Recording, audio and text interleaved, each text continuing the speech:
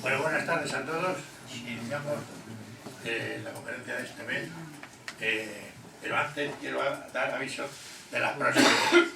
En el mes de marzo, el lunes 14, tenemos una de bioética y eutanasia, con el ponente José Luis Méndez.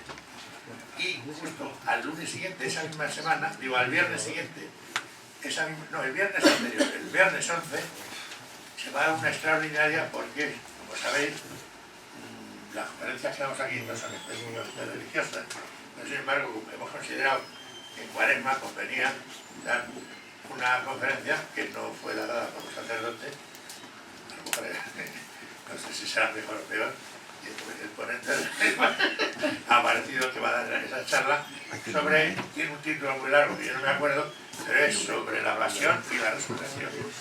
Luego, el lunes 11 de abril, el perdón en el matrimonio, quizá tengamos nosotros los que estamos casados a tener un poco de eso. Y en fin, hoy quien va a presentar al ponente es uno de nuestros primeros ponentes que nos habló de Colón. Y como es el hermano del ponente actual, pues lo mejor, Ignacio Moyá, es el que va a presentar al ponente de hoy. Pasar aquí. El micro.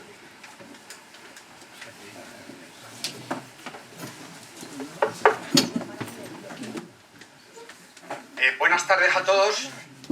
Muchísimas gracias, Ramón, por hacerme este honor de poder presentar al conferenciante en nombre del aula de actualidad de esta parroquia de Nuestra Señora de la Asunción de aquí de Torrelodones. Es para mí un honor, de verdad, presentar a Luis, primero porque es mi hermano y le tengo un cariño auténtico y creo que es recíproco. Y luego porque tanto a nivel profesional como hombre comprometido con la cultura, de verdad que siento también una profunda admiración. Como militar en el programa de mano, pues tenéis un poco la trayectoria que ha seguido él.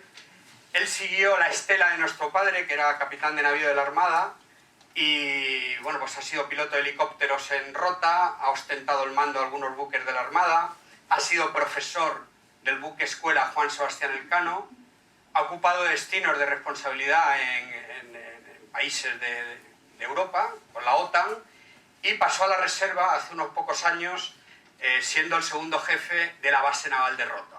Me consta pues, que ha tenido una trayectoria militar que a él le ha llenado mucho. Pero luego nos sorprendió en el 2004, cuando publicó una novela, El veneno del escorpión. Nos sorprendió, no porque escribiera una novela, que de ti lo esperábamos, sino porque no lo esperábamos, a eso me vengo a referir. No lo esperábamos la familia, pero tampoco lo esperaban las editoriales y los concursos literarios, porque con esa novela pues se posicionó con un premio a nivel nacional, que realmente la novela la estamos vendiendo ahí fuera a 15 euros, por el amor de Dios. No, eso es broma. Pero no, aprovecho para animaros a que entréis, y os tuteo, si me lo permitís, para que entréis en el blog que tiene él, El Sextante del Comandante, donde vienen las novelas. Ha publicado en los últimos 15 años 9 novelas y como conferenciante pues tiene casi 20 conferencias, todo relacionado con temas de la mar. Así que estamos ante un gran marino que está haciendo mucho por la cultura, por nuestra Armada Española y por todo nuestro pasado histórico en muchísimos ámbitos. La verdad que merece la pena seguir a Luis Moyá. Hoy nos presenta a hablar de Lezo, que yo, si me lo permites, Luis, es el icono de tantísimos personajes que hemos tenido en nuestra historia de España, que han quedado eclipsados por una leyenda negra absurda y por parte nuestra, por un complejo y por un demasiado pedir perdón, es decir, en definitiva, por no levantar la cabeza y sentir el mismo orgullo que siente cualquier país que esté a la altura de España por sus personajes. Esta conferencia, hablar de Lezo, corrígeme si me equivoco, en algún foro lo has presentado como Nelson, no gracias, hablar de Lezo, que yo creo que ya es significativo, ¿no? Creo que la conferencia que vamos a escuchar hoy es de actualidad, hace gala al aula de actualidad de la parroquia. Digo de actualidad porque en la línea de lo que venía diciendo creo que hace falta pues, conferenciantes como Luis que nos pongan, que lleven a superficie, como digo, a tantísimos personajes que de verdad que merece la pena de nuestra historia. Así que sin más, pues agradecerte de nuevo, Ramón, el que me hayas permitido presentar a Luis A ustedes, como dijo Lina Morgan, gracias por venir, ¿eh? Y yo creo que hoy tenemos a un buen marino y a un buen hombre curtido en letras, y si ambas cosas se ponen al servicio de la figura de Blas de Lezo, creo que estamos ante una gran conferencia. Les dejo con el capitán de navío, don Luis Moyá Ayuso.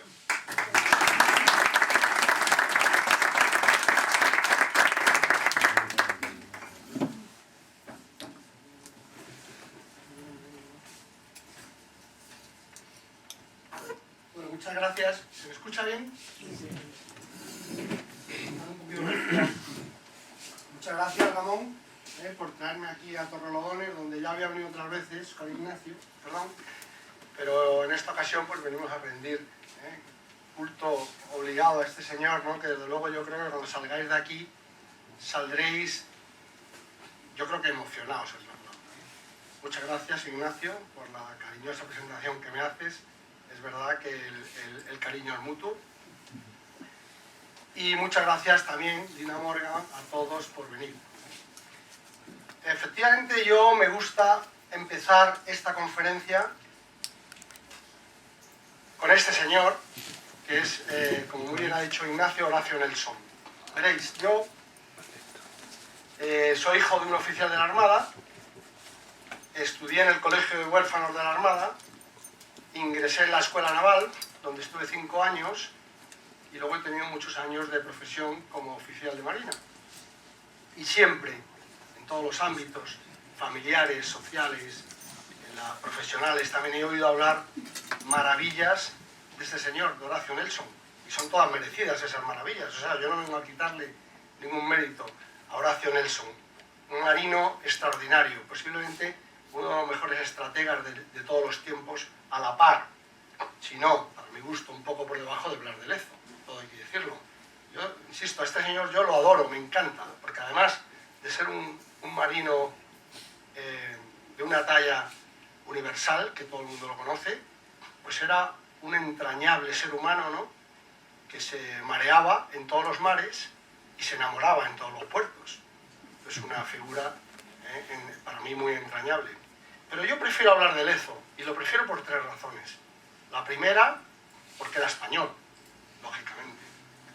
La segunda, porque quizá Horacio Nelson ha sido suficientemente aplaudido ya y es suficientemente conocido en todo el mundo. Todo el mundo conoce esta plaza, Trafalgar Square. Supongo que muchos sabéis que los leones que hay aquí debajo de la estatua está levantada a Horacio Nelson. Sabéis que los leones estos están hechos con hierro de nuestros cañones de Trafalgar. Es decir, es un hombre, Horacio Nelson, que ha sido suficientemente divulgado. No así Blas de Lezo, que como alguien ha dicho al principio, cuando estábamos aquí charlando, no lo hemos conocido hasta hace un par de días, ¿no? A pesar de que ya se están haciendo cosas. Por ejemplo, me he pasado... A ver si lo doy bien. Bueno. Por ejemplo, esta estatua, que se la han levantado no hace mucho tiempo en Cádiz, o esta en Madrid, más reciente y también muy conocida, ¿no? Pero con todo y con eso, Blas de Lezo sigue siendo un desconocido. Y a mí me gustaría que por lo menos los que estamos aquí, cuando salgamos de este aula, sepáis pues, mucho más de lo que sabíais cuando entrabais a conocer. Blas de Lezo nació en este pueblecito de aquí, en la margen izquierda del río Yarzun, cuando va a encontrarse con el mar Cantábrico, ¿no? Pasajes de San Pedro. Perteneció a la pequeña burguesía guipuzcoana. Se cuentan hasta 4, pues su padre, su abuelo, su bisabuelo. Se cuentan hasta 4 generaciones, muy bien Ignacio, anteriores a Blas de Lezo, que han tenido que ver con el mar. No como oficiales de marina, pero sí con el mar. De manera, pero Blas de Lezo quería otro tipo de marina, pero también en la mar. Por eso, con 12 años, ya se embarca en la escuadra de este señor, el conde de Toulouse, que no es otro que Luis Alejandro de Borbón, hijo natural del rey Sol. En ese momento, estamos hablando, Blas de Lezo había nacido en Oyarzun, no os he dicho que nació en 1689, por lo tanto, en 1701 con 12 años, embarca en la escuadra de este señor, en este barco, el Fuzhou-Yang. En ese momento España no tenía marina todavía, de manera que los jóvenes guardiamarinas españoles embarcaban, en virtud de los pactos de familia que teníamos con los franceses, embarcaban en barcos de la Marina francesa. Nosotros en ese momento no teníamos marina, estamos hablando ahora mismo 1701. Y como estamos hablando de 1701, sabéis que esta historia se encuadra necesariamente en el contexto histórico de la Guerra de Sucesión. En pocas palabras, en el año 1700 muere Carlos II, el hechizado, sin descendencia. En ese momento, pues España tenía muchísimas colonias, pero no tenía fuerza para defenderlas. Ya hemos explicado que ni siquiera tenía marina, ¿no?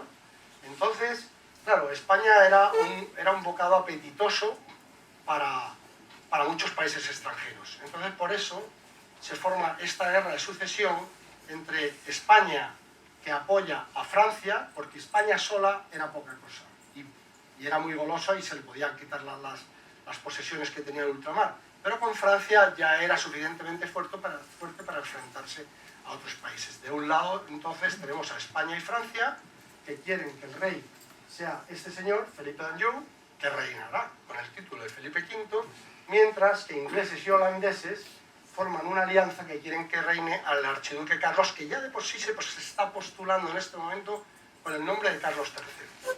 Bueno, guerra de sucesión, empieza en el año 1700, que como todas las guerras, pues tiene sus batallas navales. Una de las más importantes es esta aquí, la batalla de Vélez Málaga, que tiene lugar en el año 1704, frente a la localidad malagueña esta de Vélez Málaga, y enfrenta a dos escuadras importantes.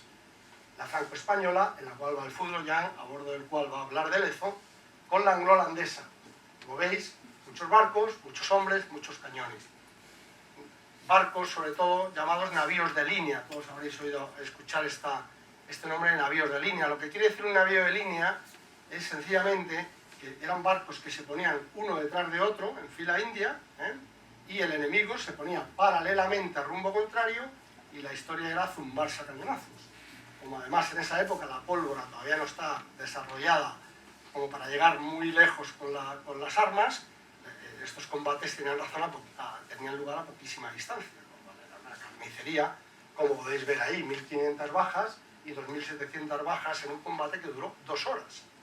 Y es una pena que durara tan poco, porque los ingleses, aprovechando que cae la noche, escapan. Porque si esto hubiera sido un combate de boxeo, se podría decir que España había ganado por cao técnico, porque iba ganando cuando llega la noche y los ingleses desaparecen.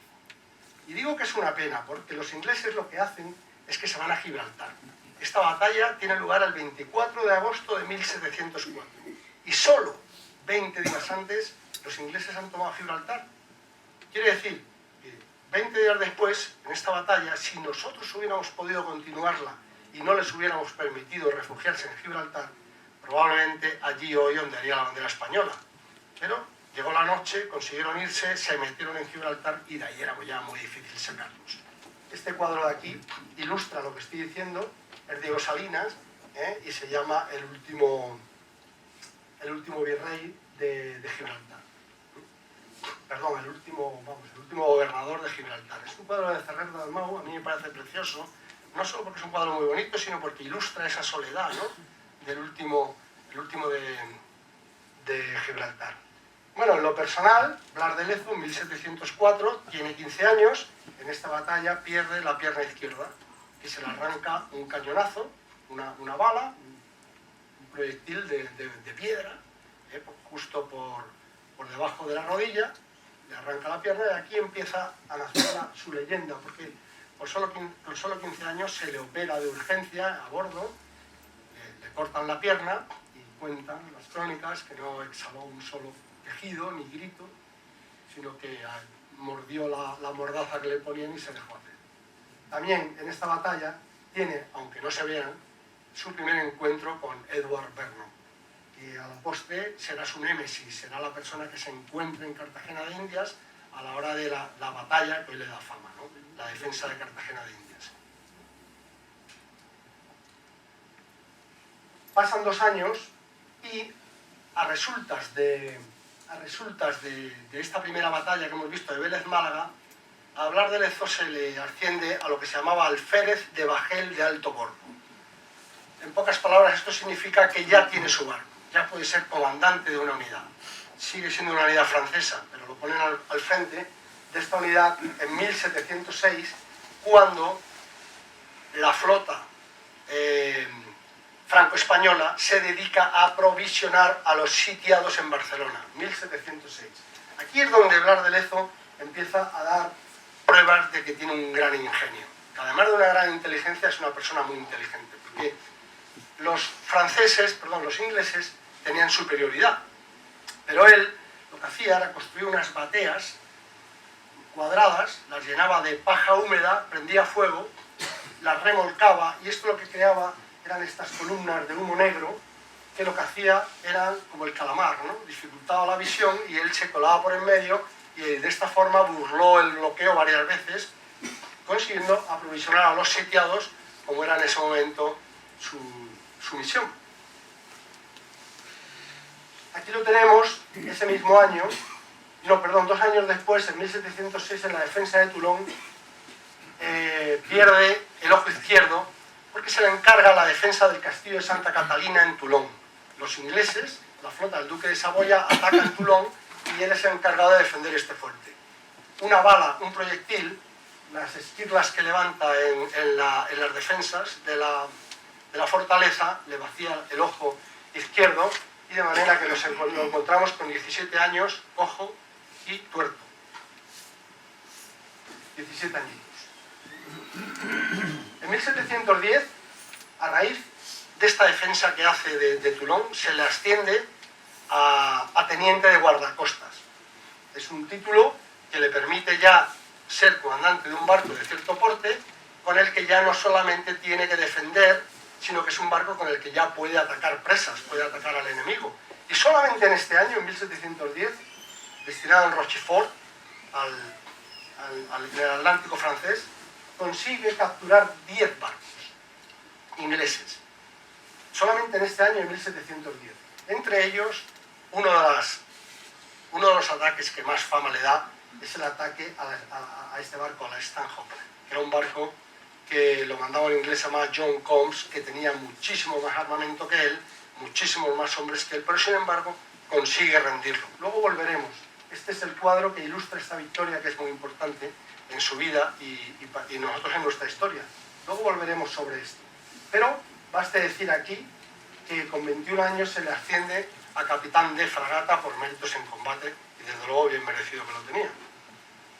Estamos en 1710. Pasan los años y nos encontramos aquí. En 1712 se le da por primera vez el mando de una unidad española. Estamos en 1712. La Armada oficialmente será un hecho en 1717. Faltan 5 años, pero ya empieza a haber armadas, flotas españolas. Y esta es la primera ocasión en que él embarca como comandante del Campanella. Y no en cualquier ocasión, sino precisamente el 11 de septiembre de 1714, que es cuando, tras rendir la plaza de Barcelona, Felipe V consigue ganar la guerra de sucesión.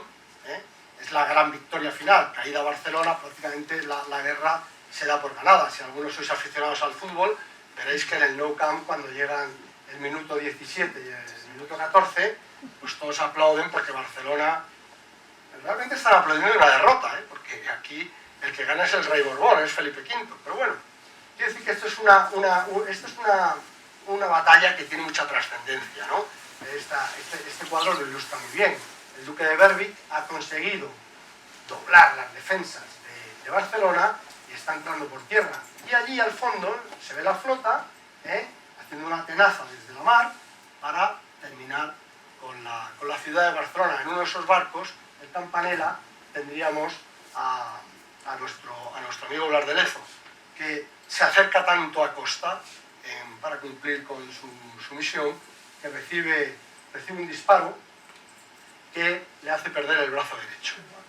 Entonces ya tenemos, con 25 años, se le asciende a capitán de navío por méritos en combate, lógicamente, y ya lo tenemos pues tuerto, manco y cojo. Y ahí se empieza a acuñar el mote de medio hombre. Mote que hay que decir que no le gustaba. Se lo pusieron sus compañeros de promoción, a él no le hacía gracia. Sin embargo, no le importaba que le llamaran Ancamov, que en vasco, él era vasco, significa pata de palo. Ese mote no le dolía tanto porque era un mote que venía de sus marineros. Y él tenía, sobre todo yo, de todas las virtudes que tenía Blas de Lezo, si tuviera que elegir una para destacarla, sería el liderazgo. De manera que este mote, venido de sus hombres que hacían con él una piña, como veremos ahora, pues ese no le importaba. Bueno, hacemos un rápido repaso aquí a su vida. Desde 1715 a 1720 se dedica a la escolta de galeones. ¿Qué quiere decir esto? En esta época, España, el crecimiento que tenía era gracias a lo que venía de las Indias, es decir, fundamentalmente de América y fundamentalmente de Filipinas. Desde Cádiz salía una flota de indias que se llamaba, que iba hasta La Habana y se dividía en dos. Uno iba por el Golfo de México hasta Veracruz y la otra parte iba a Cartagena de Indias y Panamá. La parte que iba a Veracruz, por carretas de bueyes, llegaban hasta Acapulco, y de Acapulco el galeón de Manila iba hasta Filipinas y volvía. Y así llegaban las riquezas, ¿no?, a España. Bueno, el gran peligro de este sistema comercial, porque en el fondo es un sistema comercial, el gran peligro no era otro que los piratas, ¿no? Y bueno, pues casualidad o no, en 1715 a 1720, que Blas de Lezo se dedica a convoyar a los galeones de Indias, no se pierde ninguno. El periodo más largo de su vida en un mismo destino lo tuvo entre 1720 y 1730, en que pasa destinado a Perú. En Perú había un problema grave, y era que en el Pacífico había muchos corsarios, es decir, muchos barcos que atacaban a la flota española. Normalmente la riqueza española que venía de América, casi toda la plata, por ejemplo, venía de Perú, ¿no? Y esos barcos los estaban esperando por el Pacífico, los estaban esperando sobre todo estos dos señores, Vlissingen, holandés, y por encima de todos John Clipperton, que era un corsario inglés que mantenía un barco, se llamaba el Surprise, que bueno, nos estaba haciendo bastante daño. Blas de Lezo llega aquí a Perú y lo ponen de comandante del Lanfranco, segundo jefe de la escuadra de Bartolomé de Urdizu.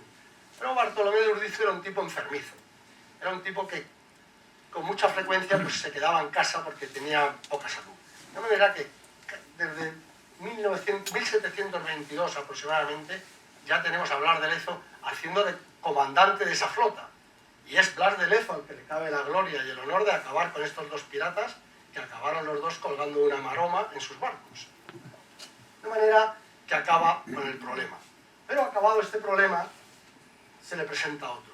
Y es su mala relación con el virrey de Perú, este señor, José Armendáriz, duque de Castelfuerte. Antes de eso, en 1725, se casa con Josefa Pacheco Bustos. Esta era una chica, una criolla de Perú, limeña, que el día siguiente de su boda cumplía 16 años, mientras que Blas de Lezo se casa ya con 36. Es un tipo ya talludito, pero bueno, la verdad es que es un matrimonio que encaja. Tendrán 7 hijos, y la verdad es que Josefa Pacheco los sobrevivirá a Blas de Lezo y nos dejará escritas cosas de su vida personal, la verdad, bastante hermosas, bastante bonitas. Es decir, que detrás del guerrero había un hombre, la verdad, bastante interesante también, ¿no? Bueno, el problema con el virrey Armendáriz era, esto es historia, no estamos descubriendo ningún secreto, era un hombre que hoy le llamarían un corrupto, ¿no? Sobre todo practicaba el nepotismo, es decir, todos los cargos importantes quedaban en la familia. Y de hecho, Blas de Lezo llevaba 5 años sin cobrar. El encargado de pagarle era el virrey, pero no le pagaba. Como él a mucha gente, no se sabía, continuamente escribían quejas, y llegó un momento que Blas de Lezo, pues, dudó, se cansó y pidió la baja en la Armada. Es una historia muy curiosa, porque Blas de Lezo, que hoy en día es para nosotros el paradigma de... Pues Blas de Lezo pidió la baja en la Armada porque no le pagaban, no tenía dinero, se estaba muriendo de hambre, y de hecho, cuando se vuelve a España desde Perú, tiene que pedir dinero para el pasaje, porque no tiene dinero, está completamente arruinado. Él mandó una carta al que ha creado la Armada en 1717, que es José Patiño, y José Patiño se apresura a correr a Cádiz a esperar a Blas de Lezo. Y cuando llega de Perú, lo coge y le dice, mira Blas, y lo lleva, en Cádiz, se acaba de crear el Colegio de Guardiamarinas, también unos pocos años antes de esto. El Colegio de Guardiamarinas, que creo que en 3 o 4 años celebra su 300 aniversario.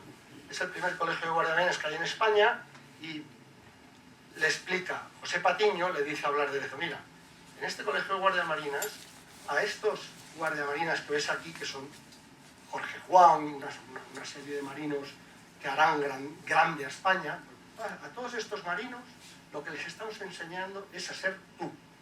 Por lo tanto, tú no te puedes ir ahora. Tú tienes que quedarte aquí, porque tú te necesitamos para que crees el ascendiente necesario sobre toda esta gente. Y a Blas de Lezo le parece bien. En vista de lo cual, acepta, porque Blas de Lezo quería ser marino, lo único que también quería, por una parte, y por otra parte que le trataran bien, ¿no? Porque el virrey Castelfuerte le estaba tratando bastante mal allí en Perú, ¿no? Bueno, en cualquier caso, en 1730, el rey, personalmente, para forma de alegarle, lo nombra jefe de escuadra naval. Y su primer trabajo como tal consiste, lo manda el propio rey, consiste en ir a la República de Génova a exigir 4 millones de pesos que le debe el consulado de Génova al rey de España. La República de Génova al rey de España.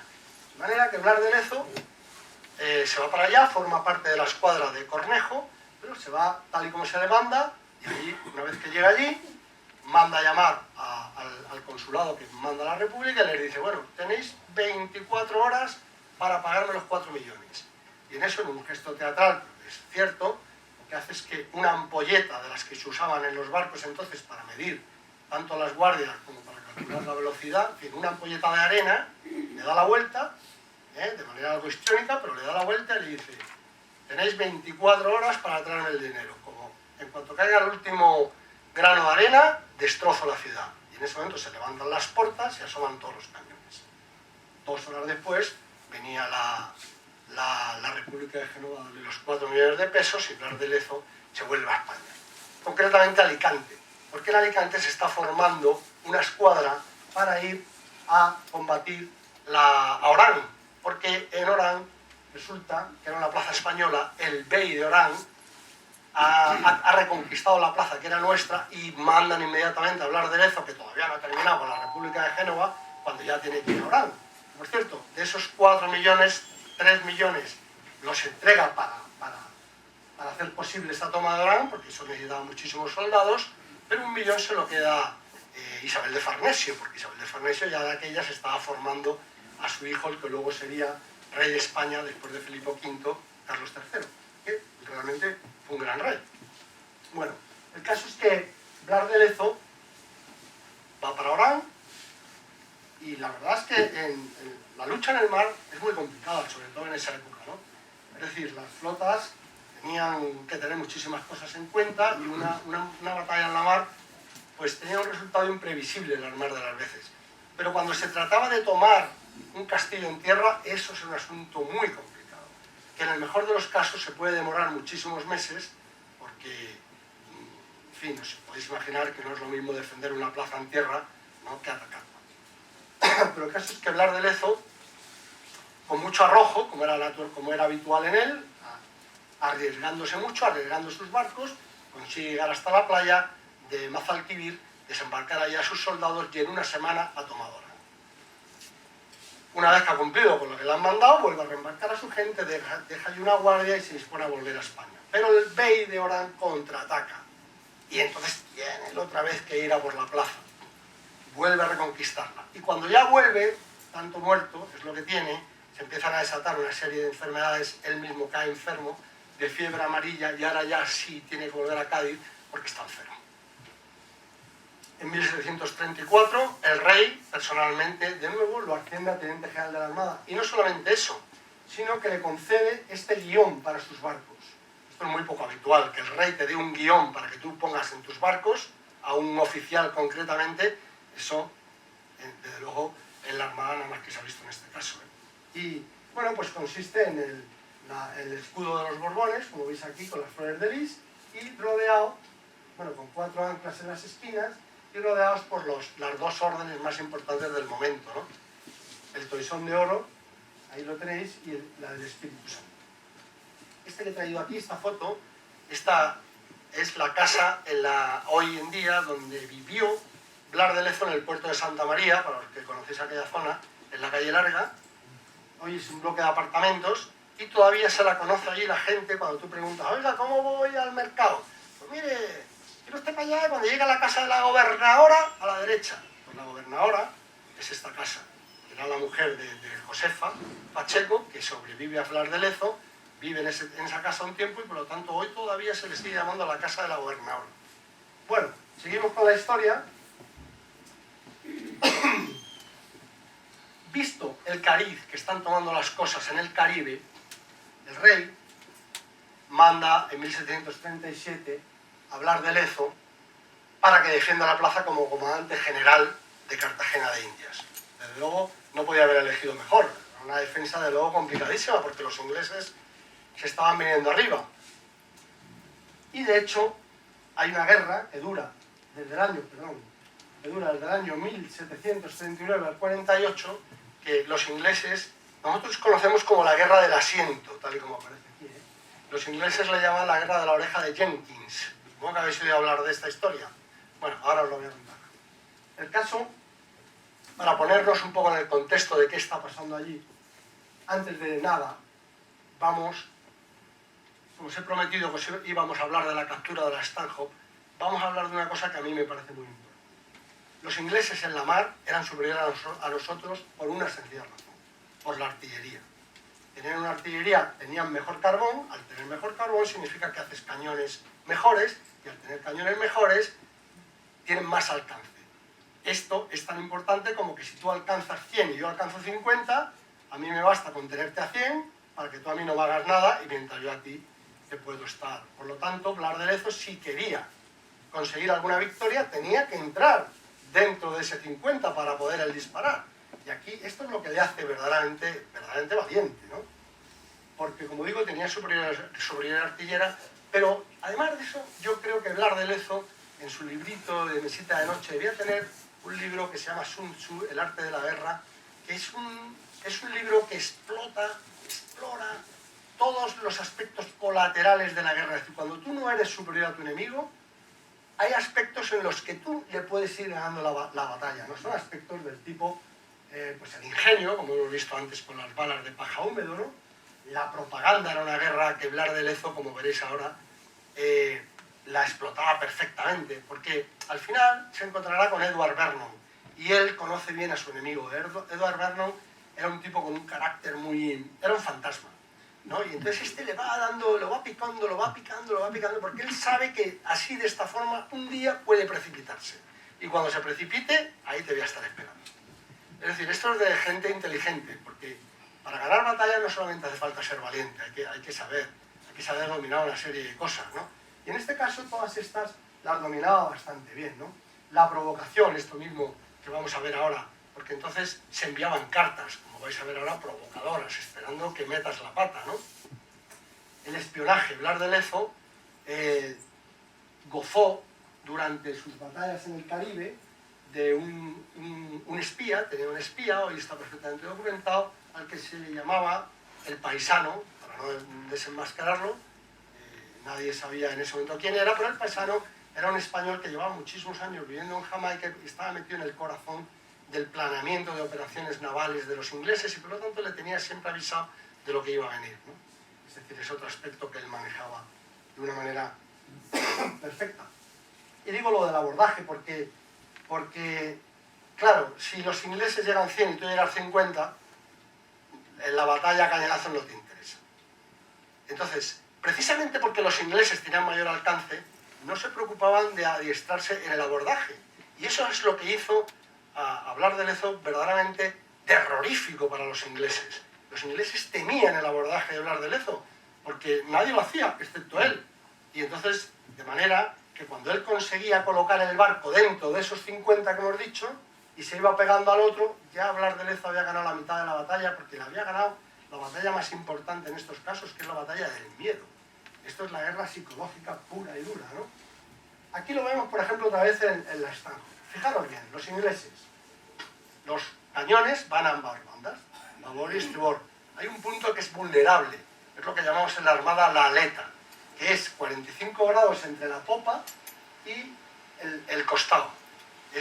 Allí no hay cañones. Si tú te acercas por ahí, eso es difícil, hay que saber hacerlo. ¿Qué hay que hacer para poder acercarte por ese punto vulnerable donde ellos no te pueden disparar? Pues están maniobrando con las velas y correr más que él. Para correr más que él, ¿qué tienes que hacer? Pues tener más vela. Cuando viene un combate, los barcos, en esa época, cubrían solamente una parte de las velas, porque no se trataba de correr, se trataba de estabilizar el barco para que los cañones a las dos bandas pudieran disparar. Sin embargo, él daba las velas altas, que aquí están recién aferradas, que se llama, ¿no? Blas de Lezo ponía velas altas. ¿Por qué? Porque con esas velas altas le ganaba la velocidad. Problema de las velas altas, que el barco se escora. Y al escorarse, que es tumbarse sobre la mar, acostarse sobre la mar, una de las bandas no puede disparar. Si la otra, pero te quedas con la mitad solamente puedes disparar la mitad de los cañones. Él lo hacía, ¿por qué? Porque con esa velocidad, si veis ahí, los chafalderos todavía están recogiendo vela ahí, que es la que les ha ayudado a acercarse a los ingleses por donde no les pueden hacer daño. Y cuando ya están cerca es cuando te ponen paralelos, en ese momento te destrozan. Pero a partir de ahí los ingleses ya, la batalla del miedo, como decía, la guerra psicológica, sabían que la tenía perdida. Blas de Lezo adiestraba a sus hombres en la lucha cuerpo a cuerpo, una prueba más de ingenio, porque la lucha cuerpo a cuerpo él no lo hacía, o no es, como a veces vemos en las películas, dos luchando y el que mejor lucha, ¡pam! No. La lucha, hay ahí, imaginaos, en un barco pequeño como este, 200 tíos, ahí y si tú ves aquí uno al lado que no te está prestando atención, ¡pumba! O sea, que no es una guerra, ¿no? Y entonces Blas de Lezo lo que hacía es que cada hombre llevaba lo que se llamaba una sombra, que era el que le defendía de estos tipos que pudieran atacarte por donde... Y de esta manera, pues, en casi todos los abordajes... Por eso Blas de Lezo, hemos dicho antes que en un año, en 1710, había ganado 10 batallas, había conquistado 10 barcos, entre otros el Stanhope, de John Combs, que era uno de los mejores comandantes de barco ingleses. Es decir, a la persona hace falta mucho valor para hacer esto, ¿eh? Bueno, vamos a seguir adelante ya. Talasocracia. ¿Veis esta palabra? Esta palabra hoy en día no significa nada, pero antiguamente era todo, porque la talasocracia es el gobierno del mundo por el dominio de los mares. Es decir, en una época en la que el que controlaba las líneas marítimas controlaba el comercio, y el que controlaba el comercio gobernaba el mundo. Así de fácil. Esto se llama talasocracia, y esto en definitiva era lo que estaban buscando pues, los gobiernos de Inglaterra y de España. Los reyes, en sus palacios de Londres y de Madrid, daban sus líneas maestras, los almirantes en tierra veían a ver cómo hacer el combate, pero en la mar, en el campo de batalla, los que llevaban a efecto esto eran, en esta época, Blas de Lezo y Edward Berrand. Por lo tanto, era su batalla, la batalla de estos dos hombres, la que en definitiva iba a dar el gobierno del mundo a uno de los dos países. Bueno, pues el problema de fondo, como en todas estas cosas, era el dinero. La verdad es que al final está el dinero, ¿no? Veréis, Inglaterra era una sociedad consumista era una sociedad mucho más consumista que España, ¿no? De manera que mientras un inglés tenía a lo mejor 11 libras de azúcar al año, a un español, a un francés le llegaban 2. ¿Qué pasaba entonces? Que con este despliegue, aquí no salen bien los colores, pero bueno, los ingleses tenían Jamaica y poco más. Los franceses esto de aquí, que es Haití hoy en día, y el resto era todo España, ¿no? Los ingleses tenían la costa de los mosquitos, que era como no tener nada, toda España, ¿eh? Y entonces los ingleses necesitaban, bueno, pues todas las manufacturas que tenía España, más o menos cacao, ya podéis imaginar, café, té, tabaco, ¿no? Claro, para conseguir esto tenían que entrar en guerra con España, pero para entrar en guerra necesitas un casus belli, necesitas una razón, una afrenta, ¿no? Algo que te hagan para entrar en guerra, ¿no? Como eso eso no se daba, porque España sabía muy bien que nos estaban provocando, pues entonces Jorge V, que era muy listo, dice, bueno, pues vamos a hacer una cosa. Todos los barcos ingleses en el Caribe les voy a dar patente de corso. ¿Sabéis lo que es patente de corso? Es decir, el rey te otorga patente de corso, quiere decir que tú atacas a los barcos españoles en su nombre. Y entonces lo que tú consigas de todo esto no es solo para ti, como corsario, sino que lo tienes que dividir con el rey. A cambio, si caes en la batalla, si no tienes patente de corso, pues inmediatamente te cuelgan de un palo, ¿no? Pero si vas representando a tu rey, ya la cosa cambia. Canje de prisioneros, en fin.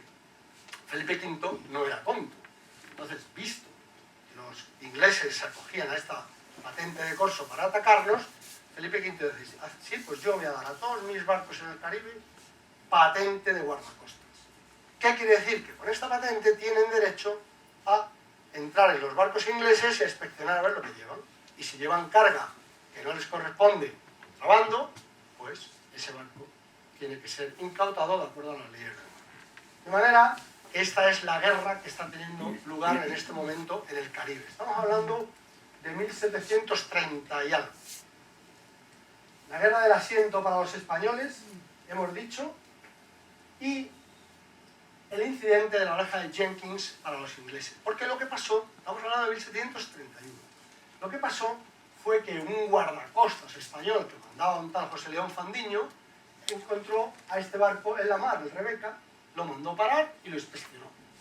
A bordo el capitán se llamaba Robert Jenkins, y entonces, pues estamos hablando de 1761. Claro, en ese momento él le podía haber desde fusilado, colgarlo de... En fin, derecho tenía. Pero al más puro estilo taurino lo que hace es que le corta la oreja y se la da. Y le dice, vete y dile a tu rey que lo mismo le haré si a lo mismo se atreve. Total. Y este Robert Jenkins vuelve a Inglaterra, cuenta en la Cámara de los Comunes lo que ha pasado, y allí que estaban fritos por entrar en guerra con España, porque allí los comerciantes, era una queja continua, de que no tenían suficiente para abastecer a la metrópoli, pues todos empiezan a presionar al gobierno para que le declare la guerra a España. Claro, aquí lo podemos ver, esto es un pasquín de la época, ¿no? Aquí vemos, bueno, esto es una cárcel, los ingleses están siendo maltratados por los españoles, ¿no? Y por aquí viene la escuadra inglesa, soplada por los vientos.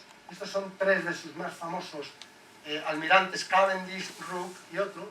Bueno, es un poco una alegoría, ¿no?, de lo que está pasando. Los españoles tratan mal a los ingleses, ellos lo están vendiendo así, ¿eh? Y nosotros vamos allí a deshacer esto, ¿no? Incluso, si no digo esto, mi amigo Diego Fuster me mata, ¿no? Porque mi amigo Diego Fuster dice que los ingleses, o los americanos, en este caso Hollywood, para hacer el Capitán Garfio se basaron en la figura de Blas de Lezo. Y siempre me llama cuando voy a dar una conferencia, tú dilo, porque es verdad. Bueno, yo lo digo. Bueno, el caso es, en definitiva, los ingleses están vendiendo una historia muy distinta a la nuestra, ¿no? Pero bueno, esto pasa siempre. En cualquier caso, y a pesar de que estamos en 1731, esta historia de la oreja, que es verdad que se conservó en Formol durante mucho tiempo, finalmente empuja a que el primer ministro británico, Mr. Walpole, nos declare la guerra. Da lugar, entonces, esta guerra, lo que nosotros llamamos guerra del asiento, y los ingleses conocen como la de la oreja de Jenkins.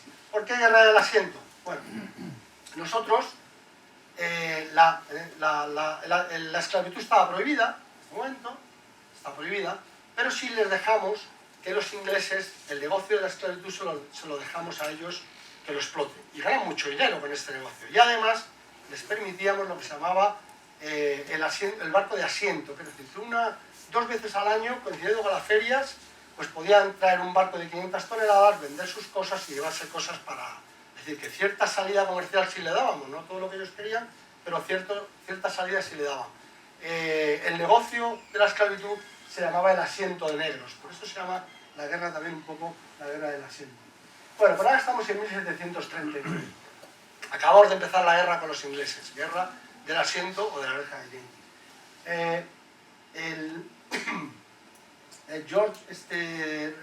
Edward Vernon, enviado por el rey de Inglaterra, acaba de conquistar Portobelo, Chagres y Portobelo.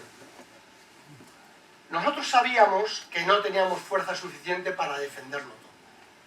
Es decir, lo que hace Blas de Lezo, que ya en 1639 ya lleva 2 años como comandante de Cartagena de Indias, dice: yo todo no lo puedo defender con lo que tengo.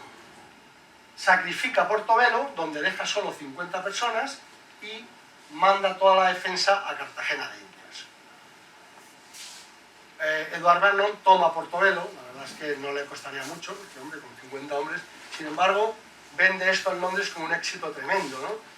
Y empiezan a aparecer en Londres monedas conmemorativas, el que tomó Portobelo con solo 6 barcos. Edward Vernon se viene arriba. Y Blas de Lezo le espera en Cartagena de Indias. Vernon le manda una carta diciéndole a Blas de Lezo: mira, he tomado Portobelo y a los españoles que he hecho prisioneros los he tratado bien, a pesar de que no se lo merecen. Y provocaciones. ¿Os acordáis lo que hablábamos hace un momento? Y Blas de Lezo le contesta con esta carta literal y de su mano, en la que dice: hubiera estado yo en Portobelo, no hubiera vuestra merced insultado impunemente en las plazas del rey mi señor, porque el ánimo que les faltó a los de allí me hubiera sobrado a mí para contener su cobardía. Se están provocando los dos, ambos saben que se van a terminar encontrando. Cartagena de Indias era lo que se llamaba la llave del imperio. El que tenía Cartagena de Indias tenía todo Sudamérica, y todas las riquezas de Sudamérica. Esa era la plaza importante. Lo que van buscando los dos es uno tomar Cartagena y el otro defender. Llegamos pues a la defensa de Cartagena. Como digo, la llave de América, este es el fuerte, el baluarte más importante en la plaza de Cartagena de Indias, y esta es una estatua que han levantado allí los colombianos a Blas de Lezo. La verdad es que, bueno, aquí tenemos los chicos de Colombia. Blas de Lezo en Colombia es el héroe que a mí me gustaría que hubiera sido aquí en España. Lamentablemente no ha sido así, pero en Colombia lo tratan muy bien y lo quieren muchísimo, ¿no? Bueno, gracias a la defensa de Cartagena de Indias, que en un momento vamos a ver que va a hacer Blas de Lezo, gracias a esa defensa, 350 millones de sudamericanos hablan hoy castellano en lugar de hablar inglés. Esto es un dato muy importante. A mí, que me gusta mucho leer, por ejemplo, porque a mí me encanta leer a Gabriel García Márquez en castellano, por ejemplo, estos detalles son importantes. El caso es que llegamos a la defensa de Cartagena. Aquí se ve, esto está muy cerca de aquí, esto está hecho en Hoyo de Manzanares, en Ingenieros. Y aquí se ve muy bien. Ahí, al fondo, este es el castillo de San Felipe, que va a ser donde se va a hacer la defensa final. Blas de Lezo, contra la opinión del virrey, nuevamente vuelve a tener malos encuentros con el virrey, en este caso Sebastián Eslava. No ven la defensa desde el mismo punto de vista. Blas de Lezo dice una cosa y el virrey dice otra. Blas de Lezo tiene muchos desencuentros con él, finalmente el virrey Eslava lo arresta. Pero antes de que lo arreste, Blas de Lezo ha conseguido hacer las cosas como él quiere, que es una defensa radial, es decir, 3 puntos. Primero, aquí hay 2 entradas a la bahía de Cartagena de Indias. Esta la ciega con unas defensas de hierro que hunde y que impide que entren los barcos por ahí, con lo cual obliga a los ingleses necesariamente a entrar por aquí. Y en la defensa la hace desde este castillo de San Luis y desde el fuerte de San José, batiendo a todos los barcos que se acercan. Y además, los 6 únicos barcos que tiene Blas de Lezo en Cartagena de Indias, 4 de ellos los pone aquí y otros 2 aquí, porque aquí también se están pegando cañonazos. Pero 4 de ellos están aquí. Además de esto, Blas de Lezo ha colocado en estas espesuras de la terra bomba, que es como le llaman esto, la tierra bomba, en la espesura de estos bosquecillos que hay por aquí, ha ido colocando cañones también, pero con un alfa, que lleguen más lejos de lo que se espera Vernon. Blas de Lezo lo que está pensando, ahora veremos la descompensación de fuerzas que había entre unos y otros, cuando el 13 de mayo él ve aparecer 186 velas en el horizonte y él tiene 6 barcos, dice: aquí la única defensa que yo puedo hacer es procurar que se dilate todo esto, que se dilate, sabedor de que estas son tierras, todo esto por ejemplo son tierras de paludismo, aquí hay ciénagas, ¿no? Y hay mosquito anopheles, y él sabe que todas estas tierras, que si hay muertos, las enfermedades van a empezar a propagarse. Por lo tanto, él dice: yo necesito que esto dure, que esto se tome su tiempo, para que empiece a haber un aliado mío sea las epidemias. De manera que cuando Vernon se planta aquí frente a las entradas, lo reciben a cañonazos y es prácticamente imposible entrar. En los primeros estadios de la batalla, él está conferenciando, porque el virrey Eslava lo saca de su arresto, obviamente, y tienen un consejo de guerra aquí, consejo de guerra, bueno, pues antes de la batalla se hacía un consejo de guerra de cómo iban a defender la plaza, y en el buque insignia de Blas de Lezo, que era el Galicia, pues están teniendo lugar, están parlamentando el virrey y él, cuando reciben un cañonazo que deja mal heridos a los dos. A Blas de Lezo, por si no tenía suficiente, el brazo bueno que le quedaba y la pierna buena que le quedaba, la bala esta que le tiran hace astillas la mesa en la que están todas las cartas y todos los mapas y le infecta partes del cuerpo, es decir, que si el pueblo no tenía bastante. Pero bueno, aguantan y van defendiendo, hasta que, claro, poco a poco estos castillos van cediendo. Y he hablado antes de una defensa radial, porque la idea era que una vez que cayeran estos baluartes, la gente se concentrara en estos otros. Los ingleses entrarían y volvería otra defensa igual, aquí, para dilatar. Y finalmente, si conseguían vencer esta defensa, pasarían a la guerra de bayonetas, que sería la defensa del fuerte contra el ataque de todos los infantes al fuerte, pues por estas tierras de aquí. ¿Se me está oyendo? Que no sé si pego esto bien.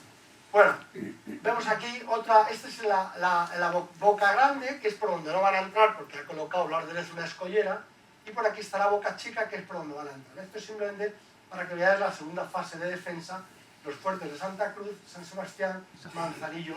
Este fuerte es el que le va a costar a Blas de Lezo el arresto, porque Eslava quería hacer fuerte la defensa aquí, y Blas de Lezo, que era muy mal hablado, en medio de muchas palabrotas, le dice que eso es una idea de idiotas, que eso no va a ninguna parte, pero la defensa se hace donde dijo Blas de Lezo. Y volvemos otra vez aquí, porque finalmente, como digo, estas defensas, pues los ingleses consiguen vencerlas y entran. Aquí hay otra vez volvemos al tipo Edward Vernon, que era un tipo bastante fantasma, ¿no? Porque una vez que consigue vencer estas defensas, él ve la victoria tan cerca que destaca una fragata, la fragata Spence, la destaca a Jamaica dando noticia de la victoria. Dice, esto no está chupado. Y de ahí, desde Jamaica, a bordo de otro barco, la noticia saltará a Londres. De manera que en Londres, todavía no acaba la batalla, y en Londres ya están acuñando esas famosas monedas que hoy circulan por ahí, que a los franceses a los ingleses se les cae la cara de vergüenza, porque son monedas que hablan de una victoria que no se ha producido aún. Está vendiendo la piel del oso antes de cazarlo, y de hecho no lo va a cazar. Por lo que luego veremos que el rey Jorge V prohíbe hablar de esta batalla, porque es una vergüenza para los ingleses que con la diferencia de fuerzas que hay, aquí la vemos, fijaos, Vernon tiene 186 buques, 24.000 combatientes a bordo y 4.000 reclutas que manda Lawrence Washington, hermanastro de que luego será el primer ministro George Washington, el primer presidente de los Estados Unidos. ¿Qué tiene Lezo? Lezo tiene 6 buques, ya los hemos visto. Tiene 3.000 hombres, 600 flecheros, que son indios de la zona, ¿no? Pero tiene algo que no tiene Vernon, liderazgo. ¿Y cómo se transmite ese liderazgo? 22 batallas ininterrumpidas, sin conocer la derrota. La gente, los soldados creían en él. Y por eso, en el momento en que el virrey arresta a Lezo y a los recluye en sus aposentos, empieza a haber un rum que la gente sin Lezo empiezan a decir claramente que si Lezo no los acompaña al combate, ellos se van a la espesura del bosque a perderse por allí porque ellos no combaten.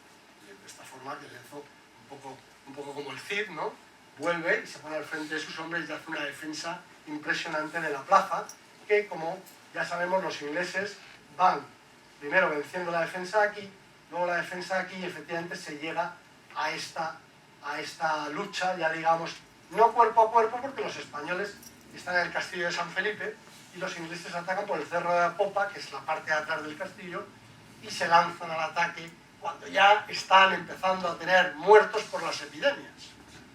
Y Y en esta coyuntura, como veis aquí, todo esto son ciénagas.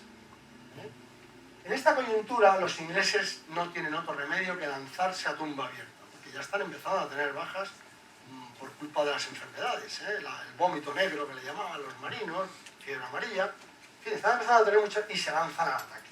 Pero Lezo es muy listo, y Lezo ha hecho una tontería, una simpleza que detendrá a los ingleses en las empalizadas, y es que sencillamente, antes de que llegaran, ha rebajado los fosos 2 metros, de manera que cuando llegan los ingleses al ataque colocan las escaleras y no llegan arriba, de manera que los españoles desde arriba se produce una mortandad de ingleses que cuando ven que no pueden hacer nada, los que bajan de las escaleras, los que vienen por detrás, se forma una melea allí, ¿no? Que aprovechando Blas de Lezo abren las puertas y salen los macheteros, salen los españoles a degüello y los ingleses empiezan a huir. Les ha vuelto a ganar la batalla psicológica, la batalla del miedo, y efectivamente los ingleses es en este momento cuando se embarcan otra vez en sus barcos y se escapan de allí. Dicen las crónicas que Edward Vernon agitaba el puño diciendo: Dios te maldiga, Lezo, Dios te maldiga.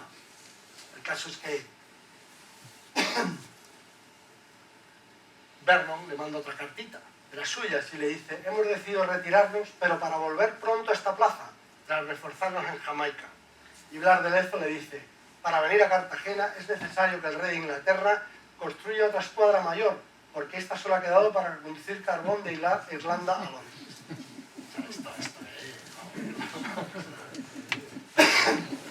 Lezo, sin embargo, cuando escribe estas cartas, ya está enfermo, y está enfermo de muerte, porque Lezo es uno de los que va a caer precisamente víctima de todas esas enfermedades. Esta es una de las monedas que os he dicho, acuñadas. Como veis aquí en la rodela, dice: el orgullo español humillado por Vernon. Y se ve a Blas de Lezo, Don Blas, como le llamaban ellos, con 2 S, entregando, rodilla en tierra, que ya me diréis qué rodilla, entregando con un brazo, que ya me diréis qué brazo, la espada a Vernon, que le está diciendo buen chaval, buen chaval. ¿No? O sea, bueno. En esta diapositiva que voy a poner ahora está un poco resumido todo esto. ¿Qué pasa con todo esto? ¿Cuál es el final de todo esto? Aquí tenemos al virrey Eslava. Sebastián Eslava y la zaga de todo esto. Cuando acaba la batalla, Lezo se está muriendo y él hace un informe que firman él y su ayudante personal, que es un coronel que se llama Desno, hacen un informe, hacen un retrato de la batalla y lo mandan a España, poniendo a parir a Lezo y arrogándose todo el mérito de la victoria, Blas de Lezo. El rey, Felipe V, lo nombra marqués de la Real Defensa de Cartagena de Indias. Esto al virrey Eslava. Este es su diario, perdón, no. Este es el diario, porque Blas de Lezo ha escrito otro diario. Y es que toda esta historia, lo bonito de esta historia, es que Blas de Lezo ha ido escribiendo un diario, y el problema que tiene cuando ya se está muriendo es que no puede hacerlo salir, porque el virrey Eslava ha dado órdenes de que se registre todo lo que salga del castillo, porque sabe que hay un diario y lo quiere encontrar como sea, porque en ese diario Blas de Lezo está contando otra historia, claro, lógicamente, ¿no? Aquí tenemos a Vernon. Bueno, pues Vernon vuelve a Inglaterra, se prohíbe que se hagan menciones de la batalla de Cartagena de Indias, pero no es cierto lo que se corre por ahí de que Vernon queda desautorizado después. No solamente no es así, sino que se le da el mando de la escuadra del Mar del Norte, que era muy importante para los ingleses.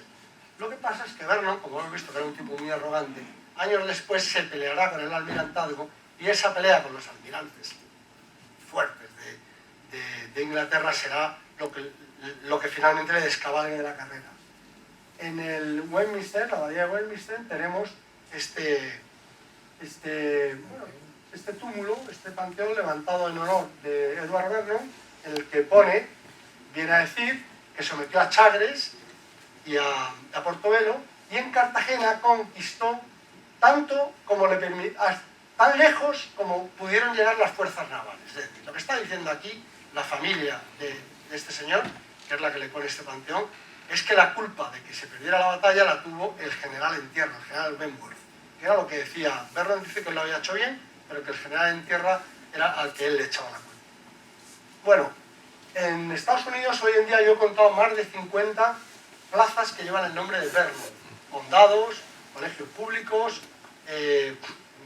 palacios, y esta casa, que es la Mount Vernon, que es la casa de George Washington, hermanastro, como digo, de Lawrence Washington, que combatió con Vernon.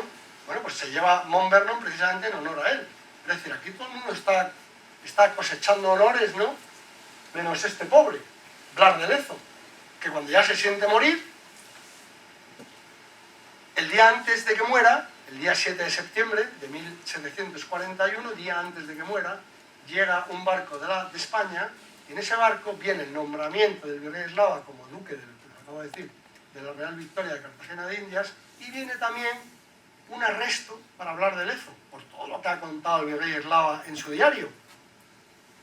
La mujer, Josefa Bustos, al ver la carta, pues visto cómo está su marido, prefiere no decirle nada, y afortunadamente Blas de Lezo muere al día siguiente a las 8 de la mañana, y afortunadamente nunca supo que el rey de España, Felipe V, había actuado de esta manera contra él.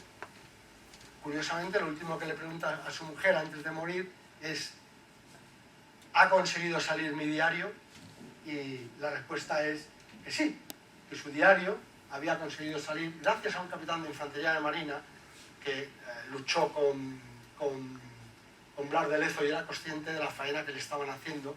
Consiguió hacerlo salir. Lorenzo de Alderete es el que consigue hacer salir este diario, de manera que este diario llega a España y muchos años después hará su efecto. O sea, eso le debemos al capitán Alderete. Historiadores británicos dicen sobre Blas de Lezo, bueno, aquí vienen a decir que lo que pasó en Cartagena de Indias excede de largo a lo que había pasado a los españoles en 1588, que no es otra cosa que la Armada Invencible, ¿no? Es decir, la derrota de los ingleses, pues, vamos a recordar que la Armada Invencible, cuando Felipe II manda la Armada Invencible a Inglaterra, son 124 barcos, aquí es que son 186. No se verá una flota tan grande hasta el desembarco de Normandía. Y gana Blas de Lezo con 6 barcos. Este otro dice una cosa muy bonita. Si uno quisiera diseñar el perfecto héroe militar, Blas de Lezo sería uno de los primeros candidatos. Lo dicen los ingleses, qué pena, ¿verdad? Porque los españoles, aquí tenéis un diario nuestro. Barcelona pide quitar la estatua de Blas de Lezo. Aquí he quitado la foto de un actor que todos conocéis, que anuncia este café, y he puesto la de Blas de Lezo, que da la impresión que le gusta el café, ¿verdad? Lo que anuncia ahí, ¿verdad? Bueno, el caso es que, fijaos los españoles, ¿no? Contrariamente a los ingleses, pues lo que quieren es que los de Barcelona quieren que quitemos la estatua. Bueno, hoy en día la Armada da el nombre de Blas de Lezo a una de sus mejores unidades, la fragata Blas de Lezo. Antes ha habido otras, ha habido 3 más. Una de ruedas, de principios del siglo XIX, y otra ya de hierro, de finales. En el plan de Miranda de 1917 se construyó otra fragata con el nombre de Blas de Lezo que se perdió, encalló en Finisterre, tocó en un bajo que se llama el Centollo, allí se quedó. Bueno, cada día vemos afortunadamente en más sitios calles y reconocimientos a Blas de Lezo, ¿no? Carlos III, a consecuencia del diario que él consigue hacer llegar a España, en 1762 le devuelve sus honores y le da el marquesado de Ovieco, que se ha mantenido hasta hoy. Hoy hay el 7º, creo que es marqués de Ovieco, porque lógicamente hubo muchos periodos en la historia de España en que no hubo nombramientos. Hay quien vea a Blas de Lezo en el Marcial de Trafalgar de Benito Pérez Galdós. Yo personalmente veo al capitán Jack Aubrey, no sé si habéis visto la película Master and Commander. Yo, por el liderazgo que ejerce sobre sus hombres, yo creo que el capitán Jack Aubrey, el capitán de la Surprise, está basado en Blas de Lezo. Blas de Lezo es que era eso. Es que sus hombres, donde él decía allí voy, allí iban ellos. Eso es el liderazgo realmente, ¿no? Bueno, ¿dónde está Blas de Lezo? Blas de Lezo era caballero de la Veracruz y por lo tanto él había pedido que se le enterrara en una capilla de la Veracruz, que está aneja a la Catedral de San Francisco, en Cartagena de Indias. Pero realmente no se sabe qué pasó con su cuerpo, porque el virrey lo odiaba tanto que estaba esperando que se muriera para deshacerse de él, ¿no?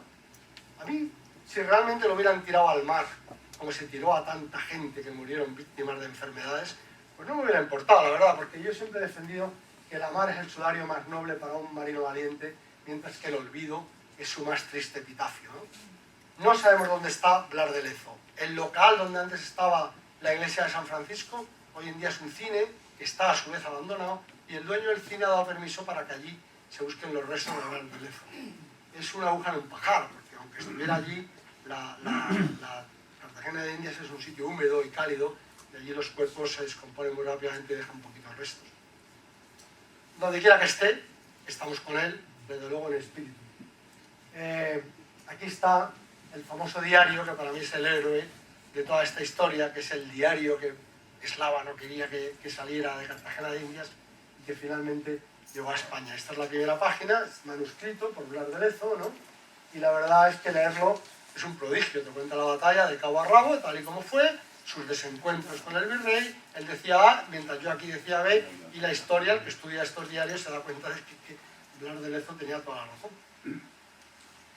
Y bueno, dicen que las últimas palabras que le dijo a su mujer fueron estas: dile a mis hijos que morí como un buen vasco, amando y defendiendo la integridad de España y del imperio.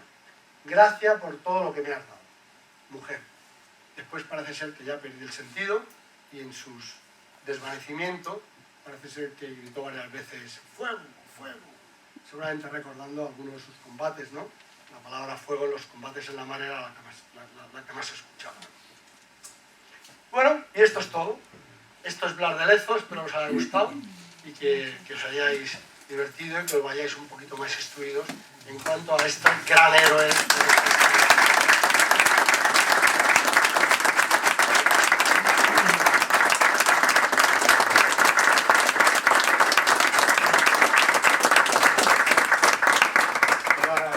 De venir aquí, pero va en paz porque ha venido desde donde vive en Cádiz o San Fernando, por ahí, últimamente, a darnos esta charla.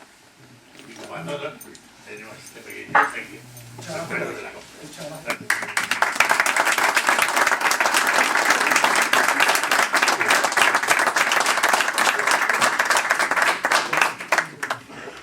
Bueno, si hay alguna cosilla que queráis preguntar, es muy bonito, muchas gracias. Mira qué bonito.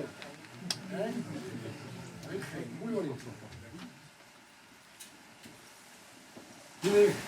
Sí. Digo que el resultado, interesaba saber también el resultado de la batalla al final, cuántos ingleses perdieron la vida, cuántos españoles perdieron la vida en esa última... Pues aproximadamente... ¿Cómo fue la cosa al final? El resultado de la batalla. Bueno, vamos a ver, hay una cosa que no he contado pero que es verdad, y es que los ingleses, para meter miedo también, porque la guerra psicológica es muy importante, pues para poder llevar tantísimos miles de soldados, barrieron todos los hospitales ingleses. Es decir, que venía mucho tullido en esa expedición. Entonces, algunos murieron pues porque estaban prácticamente abocados a morir, incluso antes de llegar. Pero podríamos hablar de un 50% en los dos lados. Pero claro, un 50% en los dos lados significa más de 10.000, fueron casi 14.000 por el lado inglés, mientras que por los españoles no llegaron a los 2.000. Porque claro, 50% ante tal descompensación de fuerzas. Y desde luego, Berno no consiguió reunir otra flota para volver a atacar Cartagena de Indias. Cosa que el virrey Eslava cruzaba los dedos todos los días, pero cuando se presente esto otra vez, a ver qué hago yo. El virrey al final tuvo que admitir responsabilidades de haber metido, ¿no?, en el rey de España. Pues no. Cuando acaba la guerra, en el año 1739, vuelve a España y se diluye. Era un virrey, tampoco es que era un virrey. Entonces no le das honores, pero tampoco, ¿no? Vine hablando con mi mujer que hemos parado a dormir en el piso del Marqués, y porque yo estaba buscando ahí una información de un personaje que lo fusilan el 15 de agosto de la Guerra Civil, y hablando de estas historias, ¿no?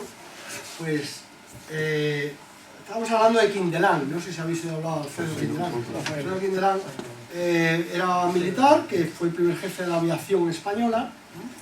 Y durante la guerra fue el jefe de la aviación nacional, durante la Guerra Civil, ¿no? Pero me decía, bueno, entonces tuvo muchos desencuentros con Franco, ¿no? Y dice, bueno, entonces ¿qué hizo Franco con él? Se lo cargaría, ¿no? Era el jefe de la aviación nacional. ¿Qué hizo Franco? Lo que se hace en estos casos. Lo nombró capitán general de Cataluña, te lo quitas de en medio, no lo castigas, pero hay destinos y hay cargos que son castigos. Un poco con el virrey Eslava pasó eso. Lo destinaría a algún sitio de poca enjundia, ¿no? Y eso con una persona de cierto carácter, ¿no? Y soberbio como era el virrey Eslava, eso le tuvo que hacer mucho daño. En el pecado llevaba la penitencia. ¿Hay alguna calle en Madrid con nombre Blas de Lezo? Sí, hay una que se ha puesto no hace mucho, pero no es una calle muy representativa. Está por el centro. Lo digo por la alcaldesa.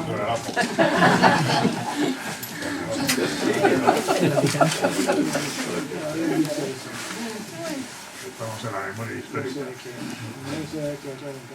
Es impresionante, siendo tuerto, manco, cojo. Es impresionante esa figura, Verdaderamente lo es, ¿eh? ¿Estaba equilibrado? Quiero decir que le faltaba este brazo y esta pierna. Sí, Le faltaban pierna y ojo izquierdos y brazo derecho. De manera que sí que estaba equilibrado. Hay una anécdota curiosa, que es que cuando él pierde la pierna, en realidad una vez que pierde la pierna tiene 15 años, ¿eh? Y el rey lo propone para trabajar en la corte, para no embarcar más, claro, una pierna menos, ¿no? Pero él insiste, él dice que él quiere seguir combatiendo los barcos, que él le va a dilatar, insiste. Y entonces, como era preceptivo en esos casos, la Armada le pone una pierna de madera. Pero la pierna de madera oficial era muy mala. Entonces, que era muy mal hablado, se estaba siempre quejando de esa pierna de madera que era muy mala. Hasta que, por una acuestación popular en su pueblo, de Pasajes de San Pedro, le regalan una pierna de primera, ¿eh? Y esa pierna es la que él lleva hasta el final de sus días, y es con la que gana la batalla de Cartagena de Indias, de manera que él, puesto que no tenía dinero, que no le pagaban, porque se muere pobre también, ¿eh? Le habían cancelado todos los pagos y se muere pobre, la viuda se queda con una mano delante y otra detrás. Hasta que ya viene Carlos III muchos años después y lo repone y le dan todo lo que le debían. Pero él muere pobre y su testamento simplemente es su pata de madera que le había regalado su pueblo y un crucifijo de plata que iba con él a todas partes, que dijo que quería que los enterraran con él. Y esta es una de las cosas por las que se cree que se podría tener un poco de suerte en la búsqueda de su mundo. Porque hay un crucifijo de plata que marque bien.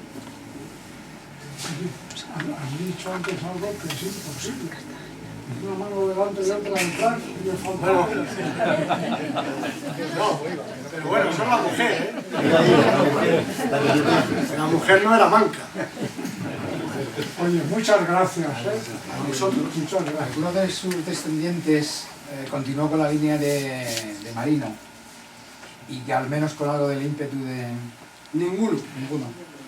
Él tuvo 7 hijos y los siete, vamos, llegaron hasta cierta edad. Creo que eran 4 hijos y 3 hijas, me parece.